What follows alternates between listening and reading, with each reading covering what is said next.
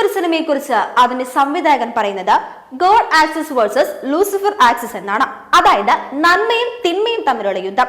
പക്ഷെ സത്യത്തിൽ സിനിമയിൽ തിന്മയും തമ്മിലുള്ള യുദ്ധമാണ് നടക്കുന്നത്.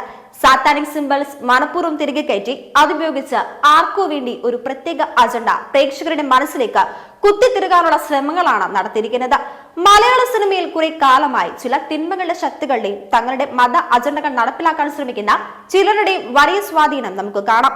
എത്രത്തോളം ക്രൈസ്തവൻ എന്ന ഒരു സിനിമയിൽ കുത്തി നടക്കാൻ കഴിയുന്നവോ അത്രത്തോളം അത് വളരെ സൂക്ഷ്മമായി സാധാരണക്കാർക്ക് ആർക്കും മനസ്സിലാക്കാൻ കഴിയാത്ത വിധത്തിൽ എമ്പുരാൻ എന്ന സിനിമയിൽ ഉൾപ്പെടുത്തിയിരിക്കുന്നു. ചില പ്രത്യേക അടയാളങ്ങൾ, വാക്കുകൾ തുടങ്ങിയവ തന്ത്രപരമായി പ്രേക്ഷകർക്ക് നേരിട്ട് മനസ്സിലാക്കാൻ കഴിയാത്ത വിധത്തിൽ അവരിലേക്ക് കൃത്യമായ ലക്ഷ്യത്തോടെ അടിച്ചേൽപ്പിച്ചിരിക്കുന്നു.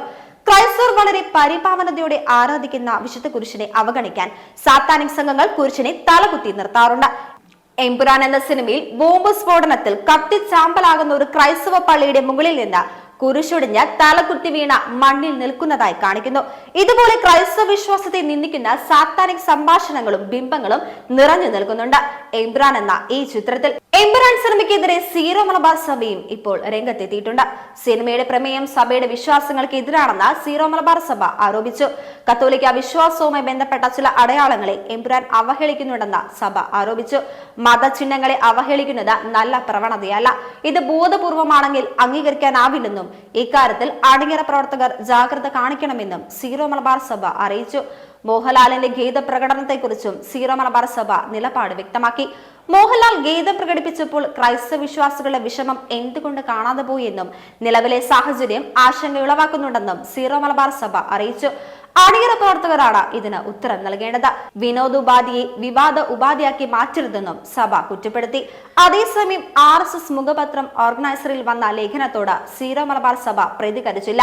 രാഷ്ട്രീയ പാർട്ടികളുടെ നിലപാടിനോട് പ്രതികരണമില്ല എന്നാണ് സഭ വ്യക്തമാക്കിയത്.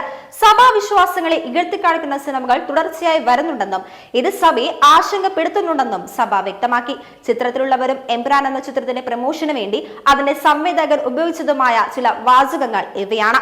ദൈവപുത്രൻ തന്നെ പാപത്തിന് കീഴടങ്ങുമ്പോൾ പിശാചിനെയല്ലാതെ മറ്റാരെയാണ് ആശ്രയിക്കാൻ കഴിയുക? ദൈവപുത്രനായ യേശുവിനെ അവഹേളിക്കാൻ തിരികെ കയറ്റിയ വാചകം. ദൈവപുത്രൻ എന്നാൽ എന്റെ അറിവിൽ യേശു ക്രിസ്തു എന്നാണ്. യേശു അന്യന്റെ പാപങ്ങൾ ഏറ്റെടുത്ത് കുരിശിലേറിയെന്നാണ് ലോകമറിയുന്ന സങ്കല്പം. ഈ സിനിമയ്ക്ക് കഥ എഴുതിയ ആൾക്ക് മാത്രം അറിയുന്ന പാപം ചെയ്ത യേശു ആരാണാവോ? എന്താണാവോ യേശു ചെയ്ത പാപം? അപ്പോൾ ദൈവപുത്രനെ മറികടന്ന് ദൈവം അയച്ച കറുത്ത മാലാഖയുടെ റെഫറൻസ് ഏത് ക്രൈസ്തവ ഗ്രന്ഥങ്ങളിലാണ് ഉള്ളത്? സിനിമയിലെ കോണ്ടെക്സിലാണ് ഇത് പറയുന്നതെങ്കിൽ ക്രിസ്ത്യൻ സമൂഹത്തെയും യേശുദേവനെയും യഹോവയെയും തന്നെയും നെടലിൽ നിർത്തുകയല്ലേ എഴുത്തുകാരൻ ചെയ്തത്? ക്രിസ്ത്യൻ ലിഖിതങ്ങളുമായി ഒരു ബന്ധവുമില്ലാത്ത ഇത്തരം കാര്യങ്ങൾ ദൈവത്തിന്റെയും ദൈവപുത്രന്റെയും പേരിലൊക്കെ ചാർത്തി കൊടുത്തുകൊണ്ട് ലൂസിഫർ, സാത്താൻ സാധന എന്നിവയ്ക്കൊക്കെ പ്രൊമോഷൻ കൊടുക്കുവാണെങ്കിലും ചില്ലറ പ്രൊപ്പഗാൻഡിസ്റ്റ് തലയും ഖത്തറിനെയും മാത്രം പോരാ. മാത്രമോ തകർന്നു വീണ പള്ളിയുടെ മുന്നിൽ നിന്നാണ് ഒരു പുരോഹിതനോട് ലൂസിഫർ പറയുന്നത് ദൈവപുത്രൻ പാപം ചെയ്തത് കൊണ്ടാണെന്ന ദൈവം ഉയർത്തെഴുന്നേൽപ്പിച്ചതെന്ന്. യേശുദേവൻ മൂന്നാം നാൾ ഉയർത്തെഴുന്നേറ്റത് ലോകത്തിനറിയാം. എന്നാൽ ദൈവം ദൈവപുത്രനെ ഒതുക്കാൻ സാത്താനെ ഉയർത്തെഴുന്നേൽപ്പിച്ചപ്പോൾ സർവശക്തനായ ദൈവവും ദൈവപുത്രനും ആരായി? അതും പൊളിഞ്ഞ പള്ളിയുടെ മുന്നിൽ നിന്ന് പറയുമ്പോൾ ദൈവവും ദൈവപുത്രനുമെല്ലാം അപ്രസക്തമാണ്. ശക്തി ക്ഷയിച്ചവരെന്നല്ലേ സംവിധായകനും എഴുത്തുകാരനും കാഴ്ചക്കാരോട് പറയുന്നത്? ഇത്തരമൊരു നിർമ്മിത പ്രൊപ്പഗാൻഡ പ്രയോഗം ഇസ്ലാമിനെ കുറിച്ചും അവരുടെ വിശുദ്ധ പുസ്തകത്തെക്കുറിച്ചോ ദൈവസങ്കല്പത്തെക്കുറിച്ചോ ആണ് ആരെങ്കിലും സിനിമ എടുത്തതെങ്കിൽ ഇപ്പോൾ എന്താവും അവസ്ഥ എന്നൊന്ന് ആലോചിച്ച് നോക്കൂ. ഇനി എന്തുകൊണ്ട് ഈ ചിത്രത്തിലൂടെ പൊളിറ്റിക്കൽ ഇസ്ലാമിനെ പ്രൊമോട്ട് ചെയ്യാൻ ശ്രമിച്ചു എന്ന് നോക്കാം.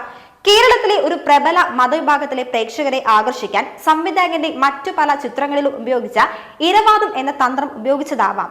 അതുകൊണ്ട് തന്നെ ആയിരിക്കാം 200-ാം ആണ്ടിൽ സംഭവിച്ചതായി ചിത്രത്തിൽ പറയുന്ന വർഗീയ കലാപത്തിൽ ജീവിക്കുന്ന രക്തസാക്ഷി മസൂദിനെ അതിന്റെ കാഴ്ചക്കാരോട് പ്രതികാരം ചെയ്യുന്ന കഥാപാത്രമാക്കി വലിയ ഹൈപ്പ് നൽകി സിനിമയിലെ രണ്ടാമത്തെ ഹീറോ ആക്കി സിനിമയിൽ അവതരിപ്പിച്ചിരിക്കുന്നത്.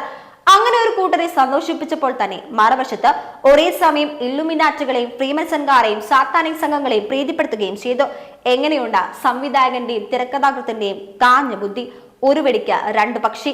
ഇക്കാര്യങ്ങൾ വിശദമായി മലയാളത്തിലെ സൂപ്പർ സ്റ്റാറായ നായകനോ സിനിമ നിർമ്മാതാക്കളോ അറിഞ്ഞിരുന്നില്ല എന്ന സൂചനകളാണ് ഇപ്പോൾ പുറത്തു വരുന്നത്. അങ്ങനെ തന്നെ ആയിരിക്കട്ടെ എന്ന് മലയാള സിനിമയെ സ്നേഹിക്കുന്ന ഓരോ വ്യക്തിയും ആഗ്രഹിക്കുന്നു, ഒപ്പം ക്രൈസ്തവ വിശ്വാസികളും.